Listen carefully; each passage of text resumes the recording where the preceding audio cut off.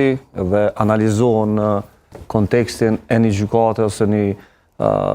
dhome të specializuar që është gjykata speciale dhe lexon raportin, shet që është profesional, ka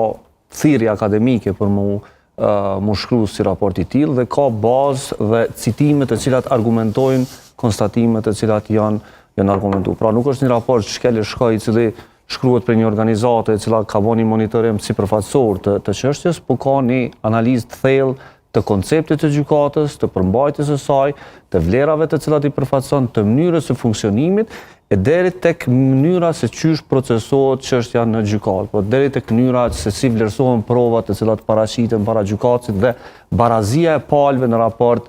me procesin gjyqësor. Pra, raporti nuk merret me çështjen a është gjykata e drejtë ose jo, a ka qenë vendimarrja për themelimin e gjykatës së drejtë ose jo, mirë po është raport profesional i cili e vlerëson punën dhe procesin brenda gjykatës. Fillimisht nis me konstatimin që ka pas probleme në komunikim, pra nis me konstatimin që kryetaria e gjykatës ka komunikuar me palët e tjera, të cilët janë diplomat dhe ka raportuar ata për çështjet e gjykatës dhe ka dhënë qëndrime, që është një proces i cili duhet me u trajtu në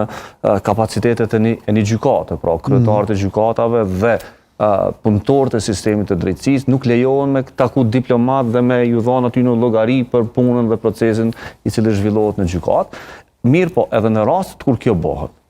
kjo do duhet bëhet me shënime, me proces verbalit zyrtar dhe me njoftu palë që ka është folën ato takime, në mënyrë që palë me pas barazinë e provave. E dyta, procesi